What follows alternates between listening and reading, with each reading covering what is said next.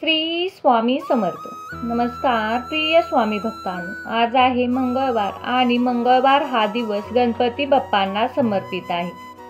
या दिवशी गणपती बाप्पांची विधिवत पूजा करून जर तुम्ही गणपती बाप्पांचा हा मंत्र ऐकला तर तुमच्या आयुष्यातील सर्व संकटे नष्ट होतील. गणपती बाप्पांच्या कृपेने घरावरती येणारी सर्व संकटे नष्ट होतील. घराची मुलांची प्रगती होईल. म्हणूनच स्वामी भक्तांनो, आज आम्ही तुम्हाला जो मंत्र सांगणार आहे या मंत्राकडे दुर्लक्ष करू नका. हा मंत्र 1008 वेळा नक्की ऐका. चला तर मग भक्तांनो, या मंत्राला सुरुवात करूया. ओम एकदंताय विद्महे वक्रतुंडाय धीमहि तन्नो दन्ती प्रचोदयात्. ओम एकदंताय विद्महे वक्रतुंडाय धीमहि तन्नो दन्ती प्रचोदयात्. ओम एकदंताय विद्महे वक्रतुंडाय धीमहि तन्नो दन्ती प्रचोदयात्. ओम एकदंताय विद्महे वक्रतुंडाय धीमहि तन्नो दन्ती प्रचोदयात्. ओम एकदंताय विद्महे वक्रतुंडाय धीमहि तन्नो दन्ती प्रचोदयात्. ओम एकदंताय विद्महे वक्रतुंडाय धीमहि तन्नो दन्ती प्रचोदयात्. ओम एकदंताय विद्महे वक्रतुंडाय धीमहि तन्नो दन्ती प्रचोदयात्. ओम एकदंताय विद्महे वक्रतुंडाय धीमहि तन्नो दन्ती प्रचोदयात्. ओम एकदंताय विद्महे वक्रतुंडाय धीमहि तन्नो दन्ती प्रचोदयात्. ओम एकदंताय विद्महे वक्रतुंडाय धीमहि तन्नो दन्ती प्रचोदयात्. ओम एकदंताय विद्महे वक्रतुंडाय धीमहि तन्नो दन्ती प्रचोदयात्. ओम एकदंताय विद्महे वक्रतुंडाय धीमहि तन्नो दन्ती प्रचोदयात्. ओम एकदंताय विद्महे वक्रतुंडाय धीमहि तन्नो दन्ती प्रचोदयात्. ओम एकदंताय विद्महे वक्रतुंडाय धीमहि तन्नो दन्ती प्रचोदयात्. ओम एकदंताय विद्महे वक्रतुंडाय धीमहि तन्नो दन्ती प्रचोदयात्. ओम एकदंताय विद्महे वक्रतुंडाय धीमहि तन्नो दन्ती प्रचोदयात्. ओम एकदंताय विद्महे वक्रतुंडाय धीमहि तन्नो दन्ती प्रचोदयात्. ओम एकदंताय विद्महे वक्रतुंडाय धीमहि तन्नो दन्ती प्रचोदयात्. ओम एकदंताय विद्महे वक्रतुंडाय धीमहि तन्नो दन्ती प्रचोदयात्. ओम एकदंताय विद्महे वक्रतुंडाय धीमहि तन्नो दन्ती प्रचोदयात्. ओम एकदंताय विद्महे वक्रतुंडाय धीमहि तन्नो दन्ती प्रचोदयात्. ओम एकदंताय विद्महे वक्रतुंडाय धीमहि तन्नो दन्ती प्रचोदयात्. ओम एकदंताय विद्महे वक्रतुंडाय धीमहि तन्नो दन्ती प्रचोदयात्. ओम एकदंताय विद्महे वक्रतुंडाय धीमहि तन्नो दन्ती प्रचोदयात्. ओम एकदंताय विद्महे वक्रतुंडाय धीमहि तन्नो दन्ती प्रचोदयात्. ओम एकदंताय विद्महे वक्रतुंडाय धीमहि तन्नो दन्ती प्रचोदयात्. ॐ एकदन्ताय विद्महे वक्रतुण्डाय धीमहि तन्नो दन्ती प्रचोदयात्। ॐ एकदन्ताय विद्महे वक्रतुण्डाय धीमहि तन्नो दन्ती प्रचोदयात्। ॐ एकदन्ताय विद्महे वक्रतुण्डाय धीमहि तन्नो दन्ती प्रचोदयात्। ॐ एकदन्ताय विद्महे वक्रतुण्डाय धीमहि तन्नो दन्ती प्रचोदयात्। ॐ एकदन्ताय विद्महे वक्रतुण्डाय धीमहि तन्नो दन्ती प्रचोदयात्। ॐ एकदन्ताय विद्महे वक्रतुण्डाय धीमहि तन्नो दन्ती प्रचोदयात्। ॐ एकदन्ताय विद्महे वक्रतुण्डाय धीमहि तन्नो दन्ती प्रचोदयात्। ॐ एकदन्ताय विद्महे वक्रतुण्डाय धीमहि तन्नो दन्ती प्रचोदयात्। ॐ एकदन्ताय विद्महे वक्रतुण्डाय धीमहि तन्नो दन्ती प्रचोदयात्। ॐ एकदन्ताय विद्महे वक्रतुण्डाय धीमहि तन्नो दन्ती प्रचोदयात्। ॐ एकदन्ताय विद्महे वक्रतुण्डाय धीमहि तन्नो दन्ती प्रचोदयात्। ॐ एकदन्ताय विद्महे वक्रतुण्डाय धीमहि तन्नो दन्ती प्रचोदयात्। ॐ एकदन्ताय विद्महे वक्रतुण्डाय धीमहि तन्नो दन्ती प्रचोदयात्। ॐ एकदन्ताय विद्महे वक्रतुण्डाय धीमहि तन्नो दन्ती प्रचोदयात्। ॐ एकदन्ताय विद्महे वक्रतुण्डाय धीमहि तन्नो दन्ती प्रचोदयात्। ॐ एकदन्ताय विद्महे वक्रतुण्डाय धीमहि तन्नो दन्ती प्रचोदयात्। ॐ एकदन्ताय विद्महे वक्रतुण्डाय धीमहि तन्नो दन्ती प्रचोदयात्। ॐ एकदन्ताय विद्महे वक्रतुण्डाय धीमहि तन्नो दन्ती प्रचोदयात्। ॐ एकदन्ताय विद्महे वक्रतुण्डाय धीमहि तन्नो दन्ती प्रचोदयात्। ॐ एकदन्ताय विद्महे वक्रतुण्डाय धीमहि तन्नो दन्ती प्रचोदयात्। ॐ एकदन्ताय विद्महे वक्रतुण्डाय धीमहि तन्नो दन्ती प्रचोदयात्। ॐ एकदन्ताय विद्महे वक्रतुण्डाय धीमहि तन्नो दन्ती प्रचोदयात्।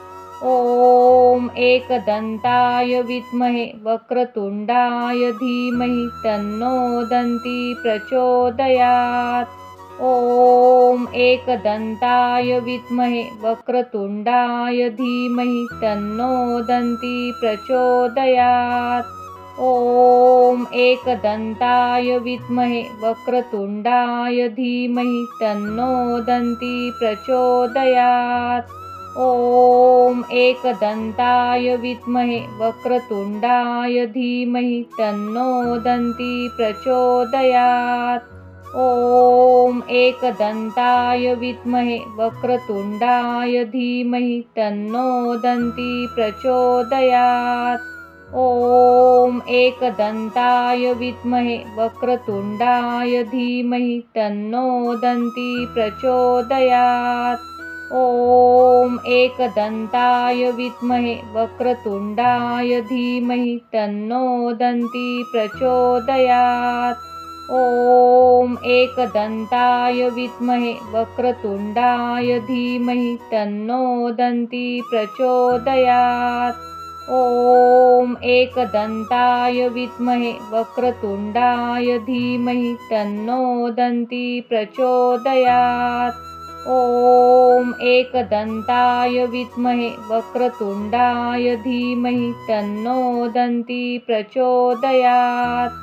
ॐ एकदन्ताय विद्महे वक्रतुण्डाय धीमहि तन्नो दन्ती प्रचोदयात्। ॐ एकदन्ताय विद्महे वक्रतुण्डाय धीमहि तन्नो दन्ती प्रचोदयात्।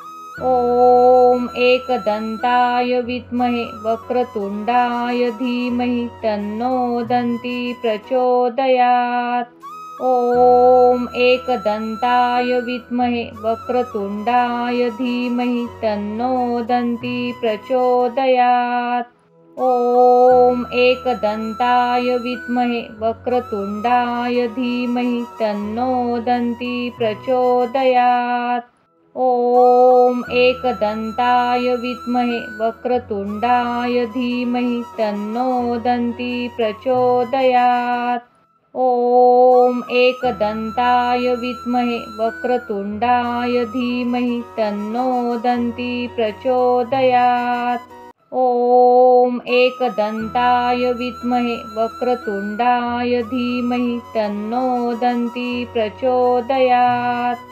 ॐ एकदन्ताय विद्महे वक्रतुण्डाय धीमहि तन्नो दन्ती प्रचोदयात्। ॐ एकदन्ताय विद्महे वक्रतुण्डाय धीमहि तन्नो दन्ती प्रचोदयात्। ॐ एकदन्ताय विद्महे वक्रतुण्डाय धीमहि तन्नो दन्ती प्रचोदयात्। ॐ एकदन्ताय विद्महे वक्रतुण्डाय धीमहि तन्नो दन्ती प्रचोदयात्। ॐ एकदन्ताय विद्महे वक्रतुण्डाय धीमहि तन्नो दन्ती प्रचोदयात्। ॐ एकदन्ताय विद्महे वक्रतुण्डाय धीमहि तन्नो दन्ती प्रचोदयात्। ॐ एकदन्ताय विद्महे वक्रतुण्डाय धीमहि तन्नो दन्ती प्रचोदयात्। ॐ एकदन्ताय विद्महे वक्रतुण्डाय धीमहि तन्नो दन्ती प्रचोदयात्।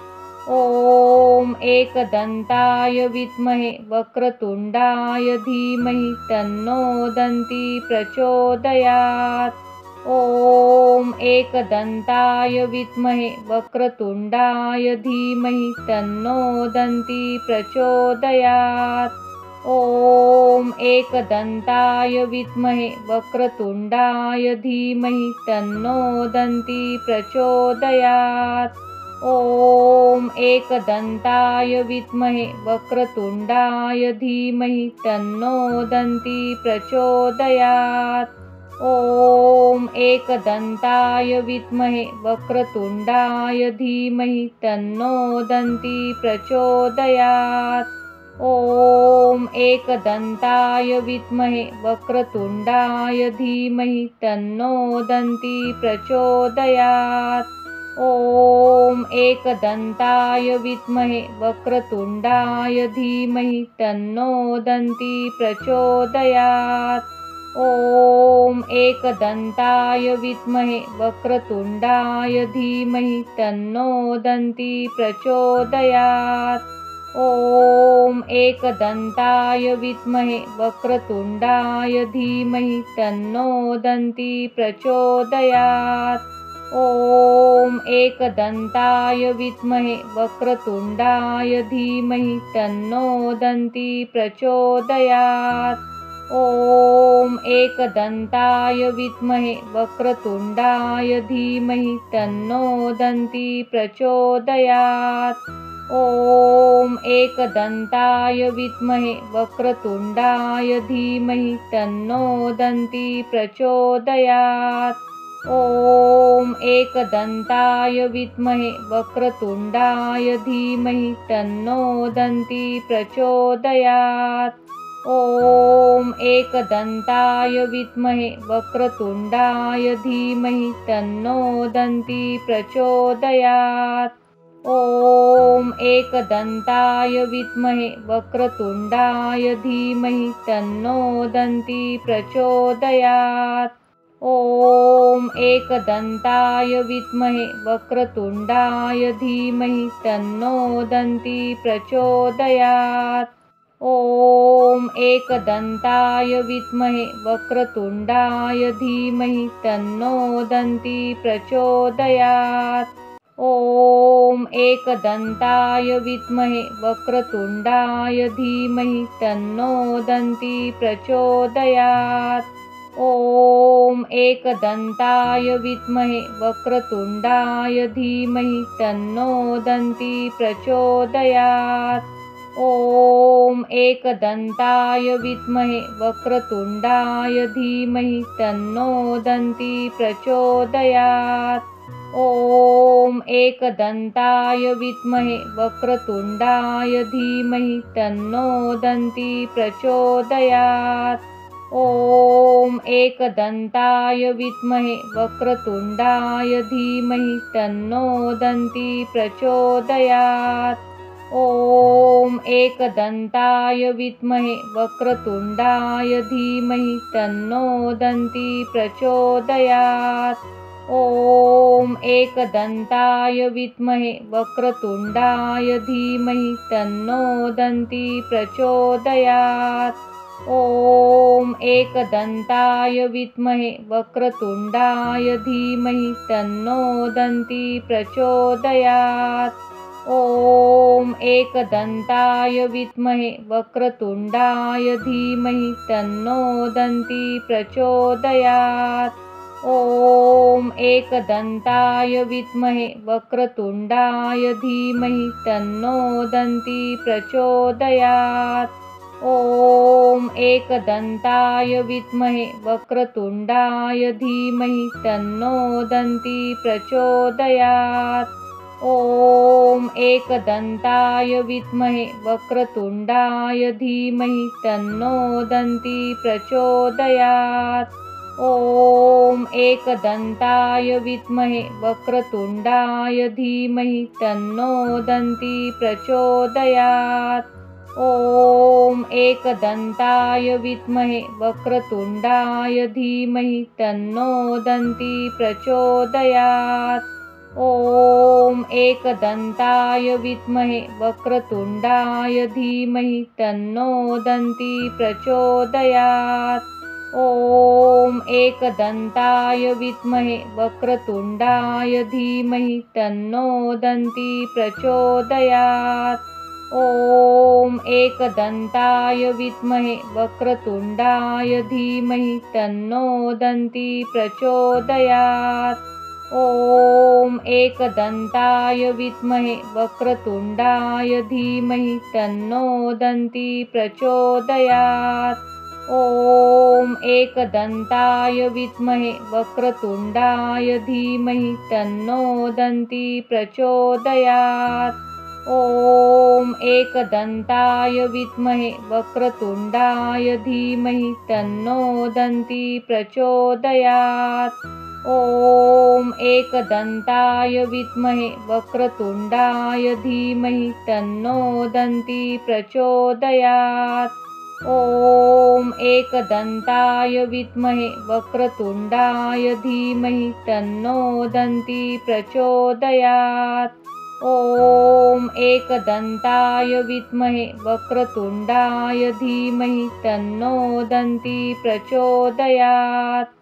ॐ एकदन्ताय विद्महे वक्रतुण्डाय धीमहि तन्नो दन्ती प्रचोदयात्। ॐ एकदन्ताय विद्महे वक्रतुण्डाय धीमहि तन्नो दन्ती प्रचोदयात्। ॐ एकदन्ताय विद्महे वक्रतुण्डाय धीमहि तन्नो दन्ती प्रचोदयात्। ॐ एकदन्ताय विद्महे वक्रतुण्डाय धीमहि तन्नो दन्ती प्रचोदयात्। ॐ एकदन्ताय विद्महे वक्रतुण्डाय धीमहि तन्नो दन्ती प्रचोदयात्। ॐ एकदन्ताय विद्महे वक्रतुण्डाय धीमहि तन्नो दन्ती प्रचोदयात्। ॐ एकदन्ताय विद्महे वक्रतुण्डाय धीमहि तन्नो दन्ती प्रचोदयात्। ॐ एकदन्ताय विद्महे वक्रतुण्डाय धीमहि तन्नो दन्ती प्रचोदयात्। ॐ एकदन्ताय विद्महे वक्रतुण्डाय धीमहि तन्नो दन्ती प्रचोदयात्। ॐ एकदन्ताय विद्महे वक्रतुण्डाय धीमहि तन्नो दन्ती प्रचोदयात्। ॐ एकदन्ताय विद्महे वक्रतुण्डाय धीमहि तन्नो दन्ती प्रचोदयात्। ॐ एकदन्ताय विद्महे वक्रतुण्डाय धीमहि तन्नो दन्ती प्रचोदयात्। ॐ एकदन्ताय विद्महे वक्रतुण्डाय धीमहि तन्नो दन्ती प्रचोदयात्। ॐ एकदन्ताय विद्महे वक्रतुण्डाय धीमहि तन्नो दन्ती प्रचोदयात्। ॐ एकदन्ताय विद्महे वक्रतुण्डाय धीमहि तन्नो दन्ती प्रचोदयात्। ॐ एकदन्ताय विद्महे वक्रतुण्डाय धीमहि तन्नो दन्ती प्रचोदयात्। ॐ एकदन्ताय विद्महे वक्रतुण्डाय धीमहि तन्नो दन्ती प्रचोदयात्। ॐ एकदन्ताय विद्महे वक्रतुण्डाय धीमहि तन्नो दन्ती प्रचोदयात्।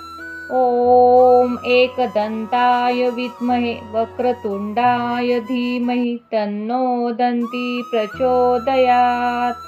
ॐ एकदन्ताय विद्महे वक्रतुण्डाय धीमहि तन्नो दन्ती प्रचोदयात्। ॐ एकदन्ताय विद्महे वक्रतुण्डाय धीमहि तन्नो दन्ती प्रचोदयात्। ॐ एकदन्ताय विद्महे वक्रतुण्डाय धीमहि तन्नो दन्ती प्रचोदयात्। ॐ एकदन्ताय विद्महे वक्रतुण्डाय धीमहि तन्नो दन्ती प्रचोदयात्। ॐ एकदन्ताय विद्महे वक्रतुण्डाय धीमहि तन्नो दन्ती प्रचोदयात्। ॐ एकदन्ताय विद्महे वक्रतुण्डाय धीमहि तन्नो दन्ती प्रचोदयात्। ॐ एकदन्ताय विद्महे वक्रतुण्डाय धीमहि तन्नो दन्ती प्रचोदयात्। ॐ एकदन्ताय विद्महे वक्रतुण्डाय धीमहि तन्नो दन्ती प्रचोदयात्। ॐ एकदन्ताय विद्महे वक्रतुण्डाय धीमहि तन्नो दन्ती प्रचोदयात्। ॐ एकदन्ताय विद्महे वक्रतुण्डाय धीमहि तन्नो दन्ती प्रचोदयात्। ॐ एकदन्ताय विद्महे वक्रतुण्डाय धीमहि तन्नो दन्ती प्रचोदयात्। ॐ एकदन्ताय विद्महे वक्रतुण्डाय धीमहि तन्नो दन्ती प्रचोदयात्। ॐ एकदन्ताय विद्महे वक्रतुण्डाय धीमहि तन्नो दन्ती प्रचोदयात्। ॐ एकदन्ताय विद्महे वक्रतुण्डाय धीमहि तन्नो दन्ती प्रचोदयात्। ॐ एकदन्ताय विद्महे वक्रतुण्डाय धीमहि तन्नो दन्ती प्रचोदयात्। ॐ एकदन्ताय विद्महे वक्रतुण्डाय धीमहि तन्नो दन्ती प्रचोदयात्। ॐ एकदन्ताय विद्महे वक्रतुण्डाय धीमहि तन्नो दन्ती प्रचोदयात्। ॐ एकदन्ताय विद्महे वक्रतुण्डाय धीमहि तन्नो दन्ती प्रचोदयात्।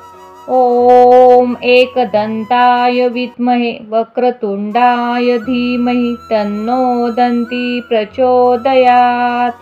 ॐ एकदन्ताय विद्महे वक्रतुण्डाय धीमहि तन्नो दन्ती प्रचोदयात्। ॐ एकदन्ताय विद्महे वक्रतुण्डाय धीमहि तन्नो दन्ती प्रचोदयात्। ॐ एकदन्ताय विद्महे वक्रतुण्डाय धीमहि तन्नो दन्ती प्रचोदयात्। ॐ एकदन्ताय विद्महे वक्रतुण्डाय धीमहि तन्नो दन्ती प्रचोदयात्। ॐ एकदन्ताय विद्महे वक्रतुण्डाय धीमहि तन्नो दन्ती प्रचोदयात्।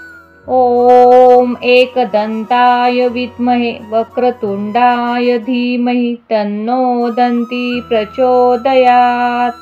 ॐ एकदन्ताय विद्महे वक्रतुण्डाय धीमहि तन्नो दन्ती प्रचोदयात्। ॐ एकदन्ताय विद्महे वक्रतुण्डाय धीमहि तन्नो दन्ती प्रचोदयात्।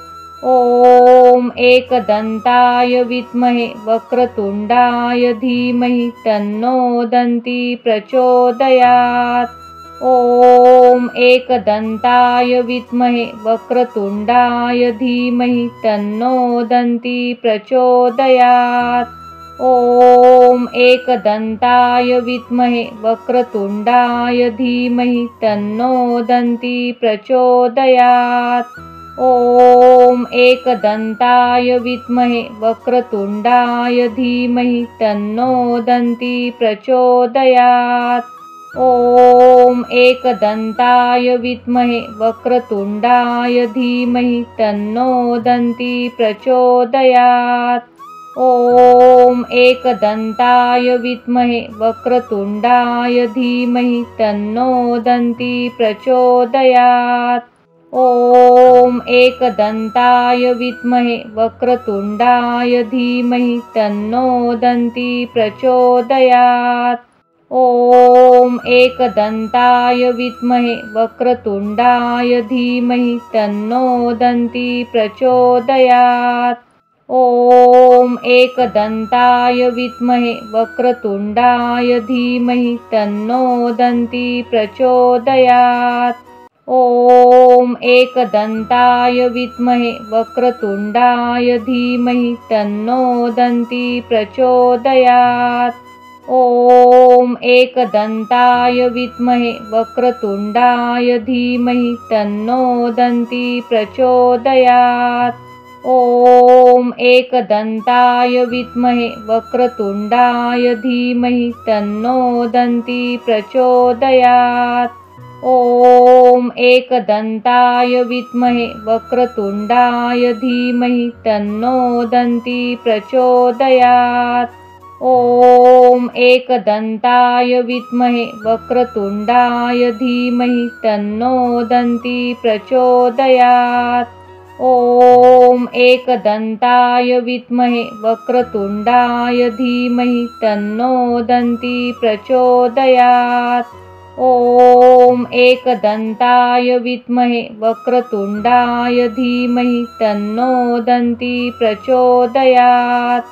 ॐ एकदन्ताय विद्महे वक्रतुण्डाय धीमहि तन्नो दन्ती प्रचोदयात्। ॐ एकदन्ताय विद्महे वक्रतुण्डाय धीमहि तन्नो दन्ती प्रचोदयात्। ॐ एकदन्ताय विद्महे वक्रतुण्डाय धीमहि तन्नो दन्ती प्रचोदयात्। ॐ एकदन्ताय विद्महे वक्रतुण्डाय धीमहि तन्नो दन्ती प्रचोदयात्। ॐ एकदन्ताय विद्महे वक्रतुण्डाय धीमहि तन्नो दन्ती प्रचोदयात्। ॐ एकदन्ताय विद्महे वक्रतुण्डाय धीमहि तन्नो दन्ती प्रचोदयात्। ॐ एकदन्ताय विद्महे वक्रतुण्डाय धीमहि तन्नो दन्ती प्रचोदयात्।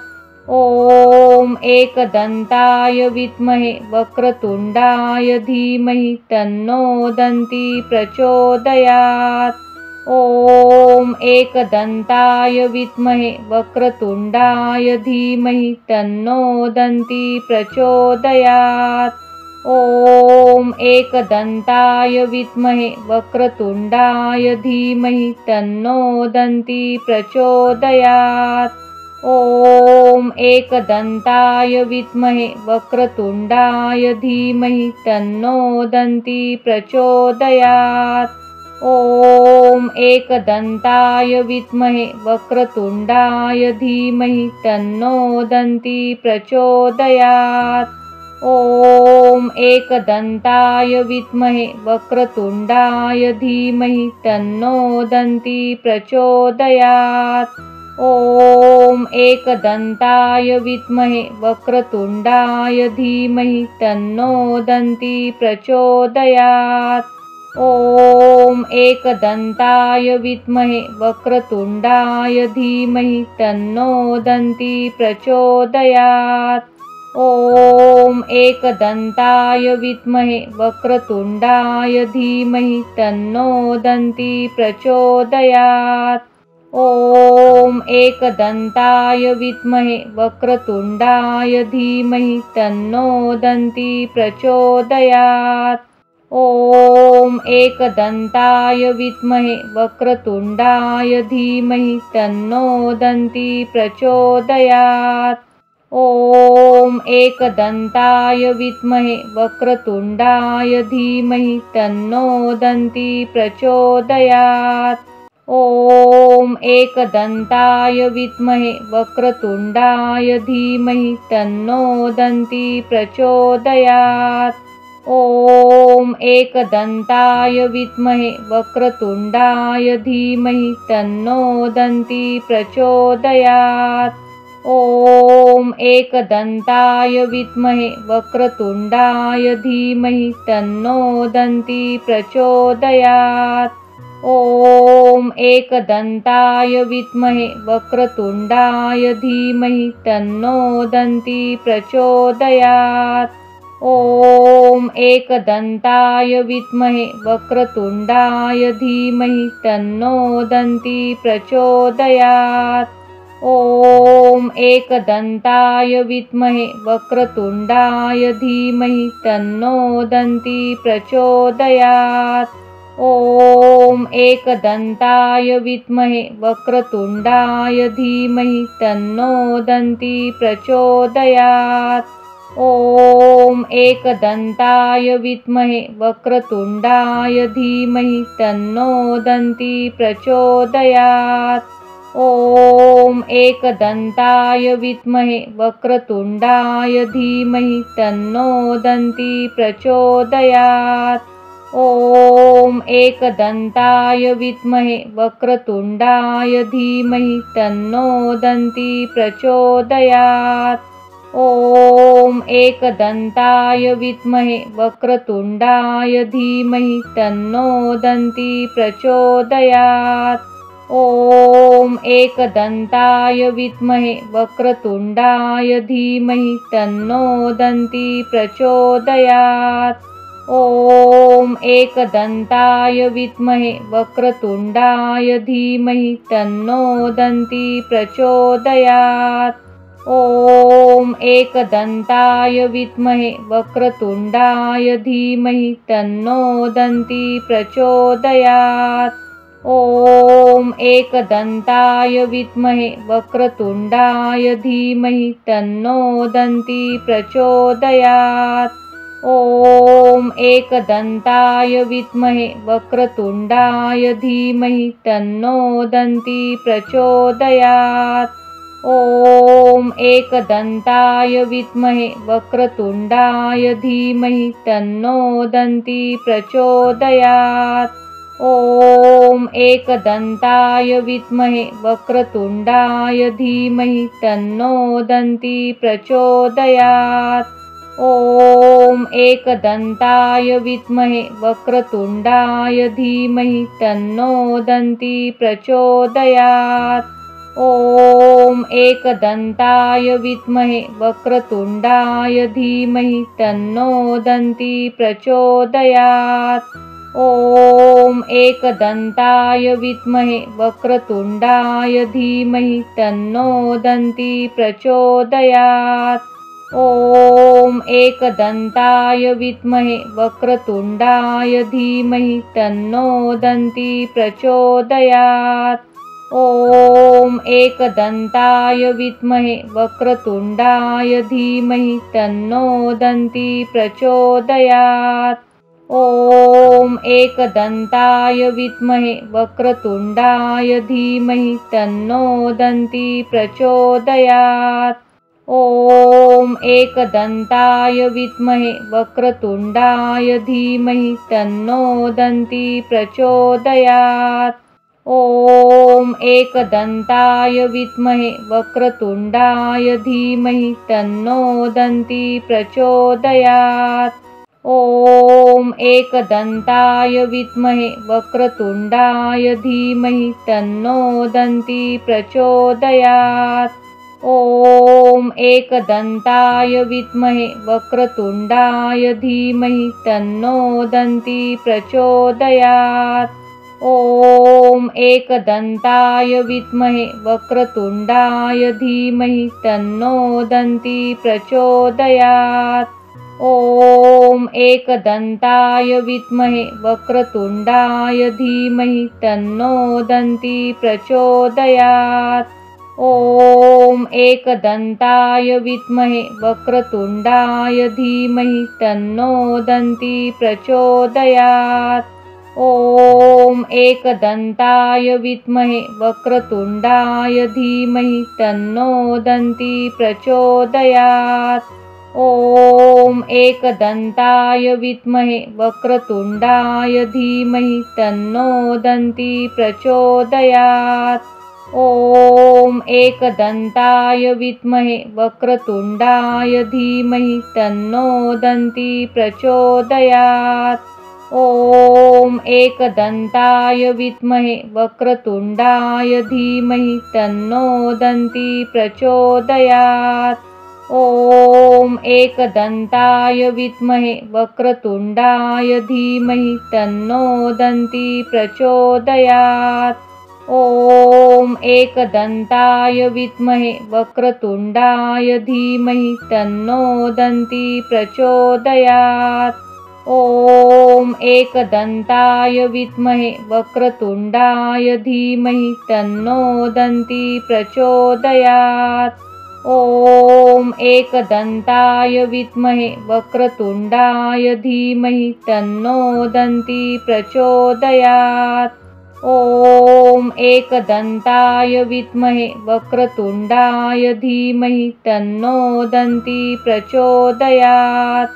ॐ एकदन्ताय विद्महे वक्रतुण्डाय धीमहि तन्नो दन्ती प्रचोदयात्। ॐ एकदन्ताय विद्महे वक्रतुण्डाय धीमहि तन्नो दन्ती प्रचोदयात्। ॐ एकदन्ताय विद्महे वक्रतुण्डाय धीमहि तन्नो दन्ती प्रचोदयात्। ॐ एकदन्ताय विद्महे वक्रतुण्डाय धीमहि तन्नो दन्ती प्रचोदयात्।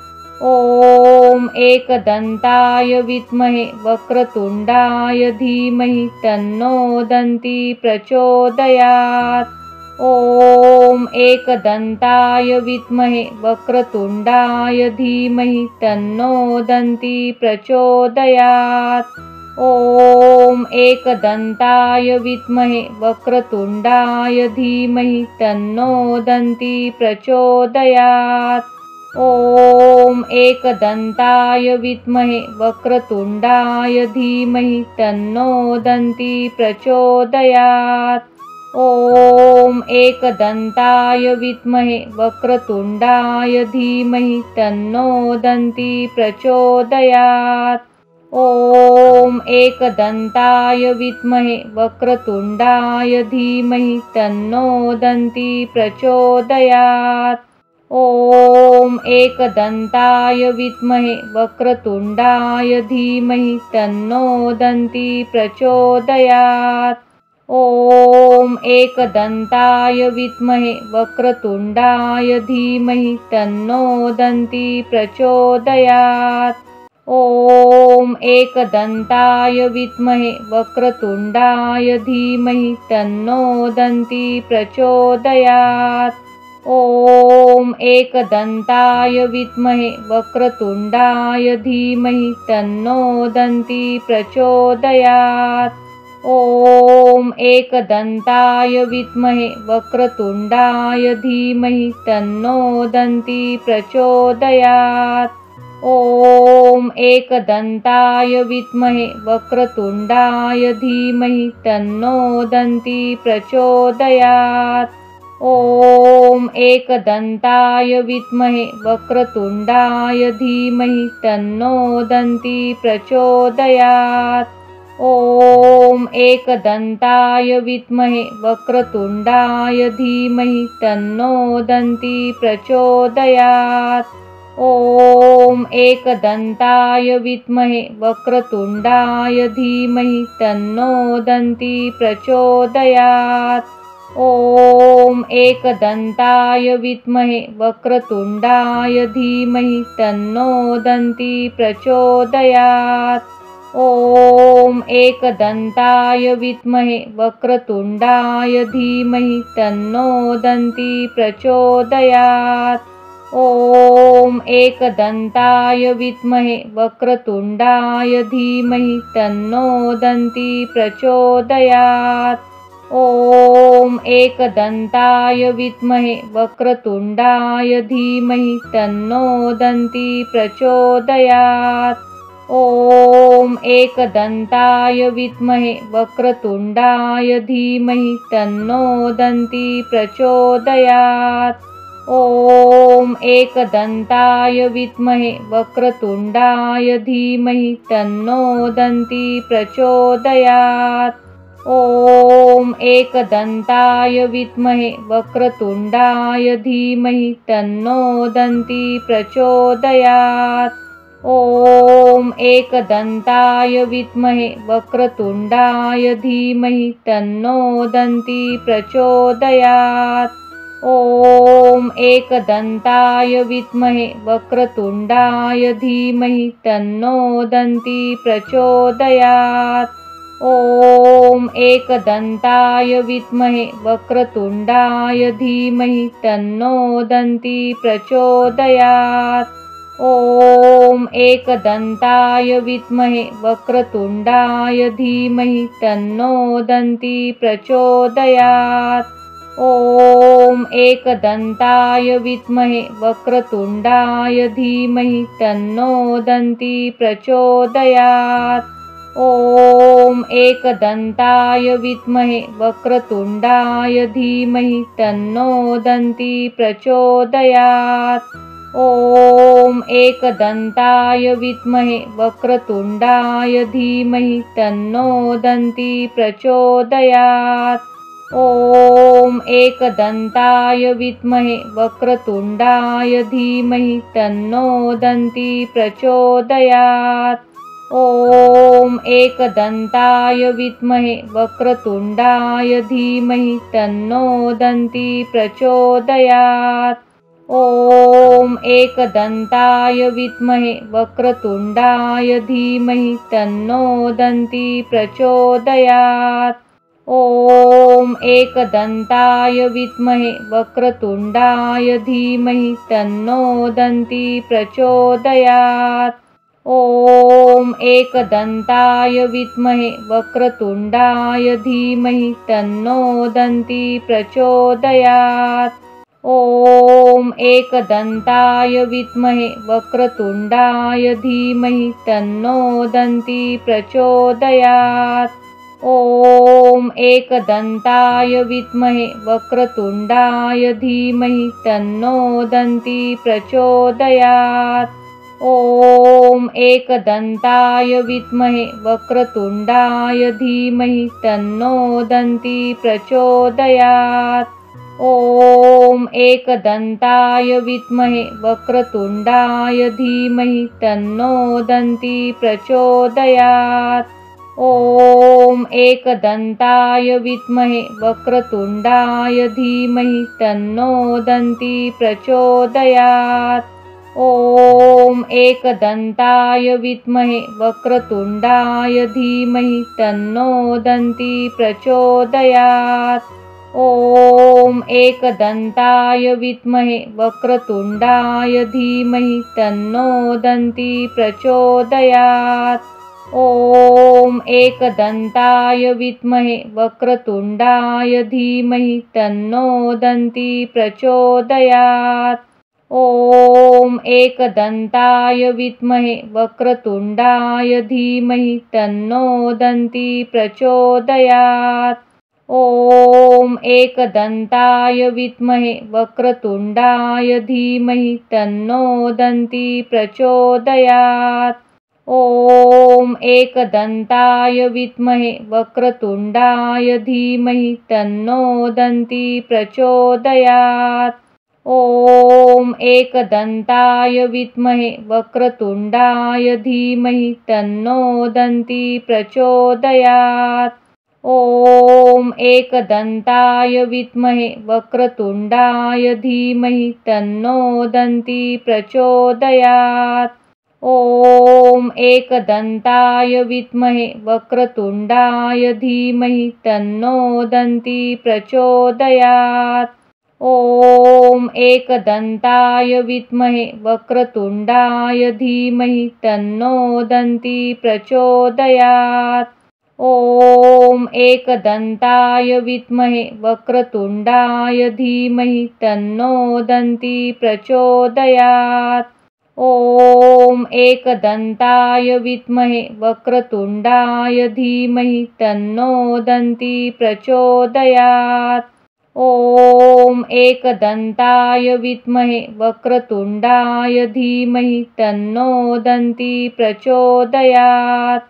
ॐ एकदन्ताय विद्महे वक्रतुण्डाय धीमहि तन्नो दन्ती प्रचोदयात्। ॐ एकदन्ताय विद्महे वक्रतुण्डाय धीमहि तन्नो दन्ती प्रचोदयात्। ॐ एकदन्ताय विद्महे वक्रतुण्डाय धीमहि तन्नो दन्ती प्रचोदयात्। ॐ एकदन्ताय विद्महे वक्रतुण्डाय धीमहि तन्नो दन्ती प्रचोदयात्। ॐ एकदन्ताय विद्महे वक्रतुण्डाय धीमहि तन्नो दन्ती प्रचोदयात्। ॐ एकदन्ताय विद्महे वक्रतुण्डाय धीमहि तन्नो दन्ती प्रचोदयात्। ॐ एकदन्ताय विद्महे वक्रतुण्डाय धीमहि तन्नो दन्ती प्रचोदयात्। ॐ एकदन्ताय विद्महे वक्रतुण्डाय धीमहि तन्नो दन्ती प्रचोदयात्। ॐ एकदन्ताय विद्महे वक्रतुण्डाय धीमहि तन्नो दन्ती प्रचोदयात्।